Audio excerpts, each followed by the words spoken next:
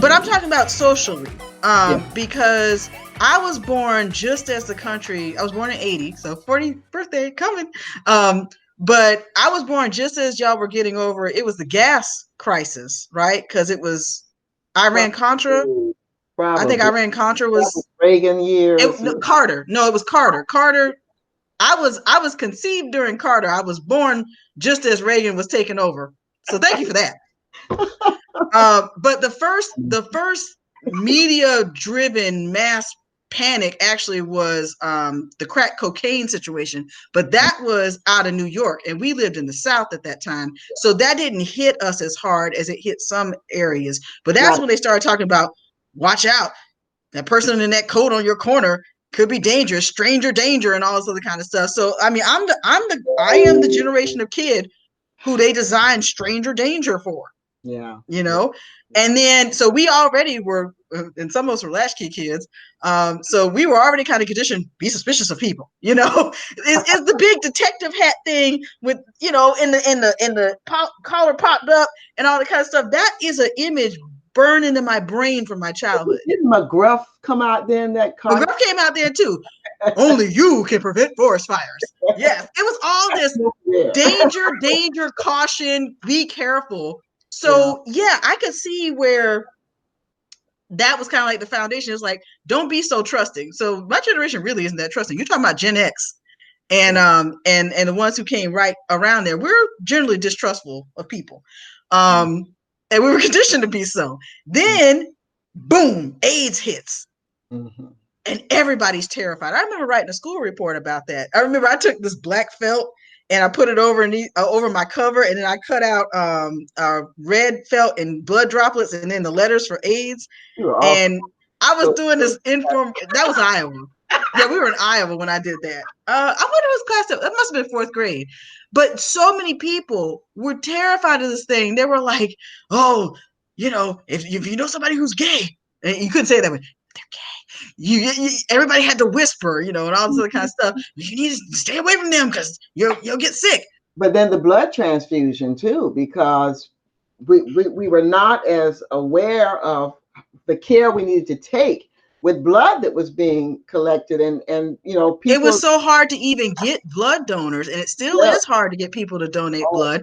And HIV/AIDS made it, I'm sure, 50 billion times worse, because people were afraid if they donated, they could get infected because the needles might not have been treated properly. I mean, there was just fear. But that I was 8 when that stuff was at its height, because we moved to Iowa. So I mean, that's before I was even 10 years old. I've already been through 2 periods of pandemic kind of panic stuff. And then Oklahoma City happened not far after that. But before you leave AIDS, talking about information education, I really credited Magic Johnson a lot for the way he approached that situation, because when we saw somebody who was actually living with that disease and living successfully, and granted, he had a lot of money, and I know some people will say, you know, that's why, but the fact that he was open about it, I mean, he talked about it, because he experienced the distancing of people. I mean, you talk about social distancing, he was considered, and other people, he was pariah. A pariah, and it was so heartbreaking. But again, it was the fear factor, dealing with something that you are not familiar with, that you don't understand, that the medical community is trying to catch up and deal with. You know, we've been here before, and the whole question is, what have we learned? And I do think that we have learned some lessons. I think that the medical community picked up on the fact that the research on these various viruses has to be continuous. Yeah. And I think along the social lines, those who are leaders in a community, whether you're in the social sector, governmental, whatever, a part of your role has to be modeling for people how to handle yourself within a crisis, because they are going to come. And, as you say, they seem to have sped up in a sense. Before you almost are over one, there's something else breaking out. Yeah, because we had Zika. We had Zika like a year or so ago, and that terrified pregnant women.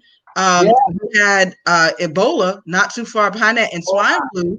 But swine flu didn't scare people nearly as bad as this has. Yes. I mean, I think that they felt that there was a containment factor around that one. And we had medicines that could deal with flu. That was the other thing too. Even if it wasn't as effective with that thing, flu was something that was familiar to them. Yes. It was not a virus that seems to have been supersized, if I can use that expression. And you also had people in leadership from the highest level down who I felt were doing what we would expect them to do. I mean, we have to be able to look to people in leadership to guide those of us who we're the foot soldiers, we're the citizens out here. And we'll do what we need to do. I mean, Americans have stepped up. I'm annoyed with some segment of us, but I'm so proud of most of us who have done a lot of sacrificing to try to keep not only ourselves, but other people safe. Those who have been the responders, the healthcare workers going out there and doing their job. I mean, can you imagine? You don't know whether you're going to get sick. If you do, take it home to your family. That's courage, big time. These doctors, these nurses, these garbage workers, these METs, all and whatnot, drivers who are out there. I'm like, God bless you. Thank you. I mean, I'm like full of love for people that are willing to go the full mile. I mean, we have them in our family. We have 4 nurses in our family right now. Yes. And a couple of doctors. Yes. And I mean, they're doing it every day.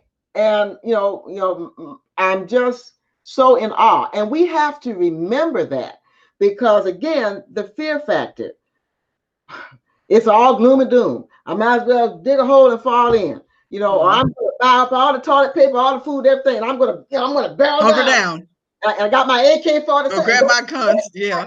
Don't you dare come in, Let's think back on something you said too. You were talking about HIV/AIDS and what we learned from it.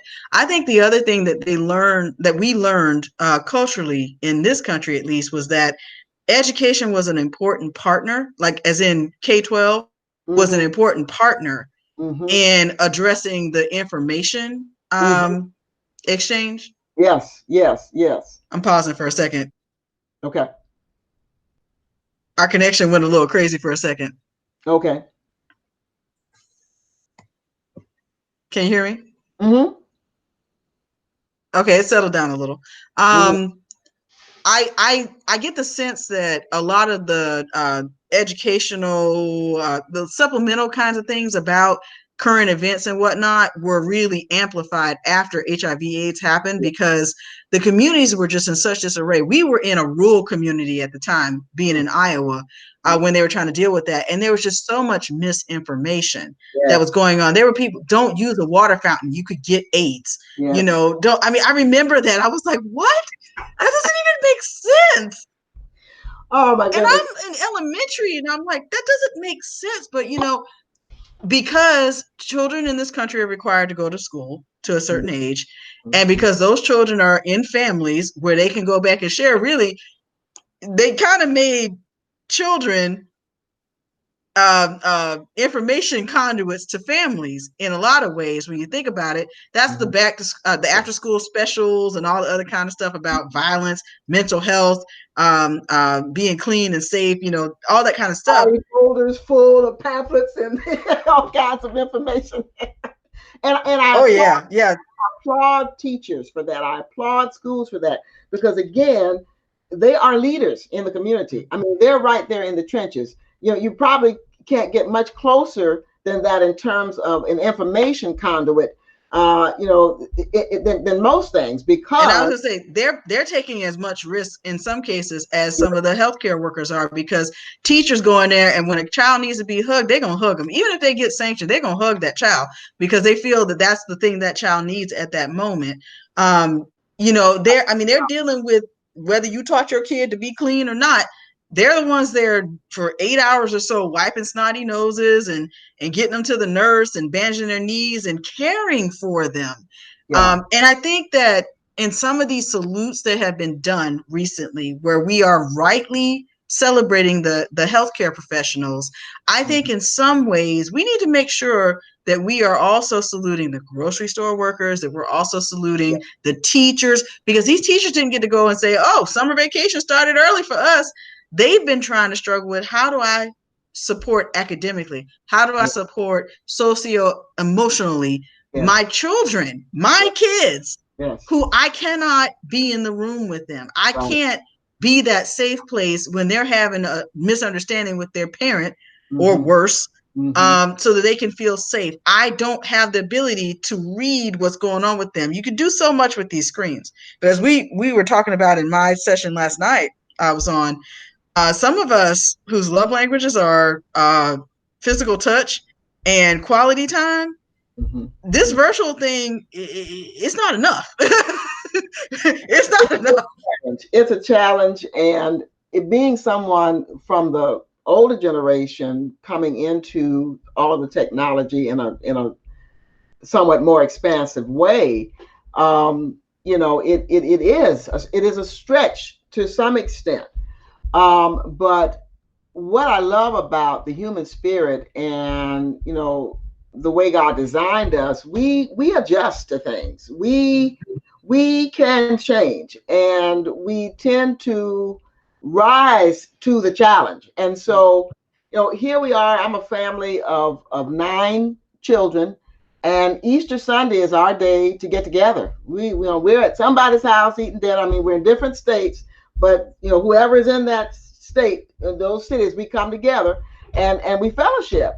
Well, this year we weren't able to do that, but your cousin, my nephew, and others organized. And thanks, Chuck. Love you, Audra. Love you for pulling this together, where we could talk, we could see and hear each other. So that separation wall that has been built because of sheltering at home, we were able to break that down a bit. And I mean, it was supposed to be a 40-minute session. It was never going to be a 40-minute session. I know. Y'all wins. No, it's not. You just tell yourself that lie.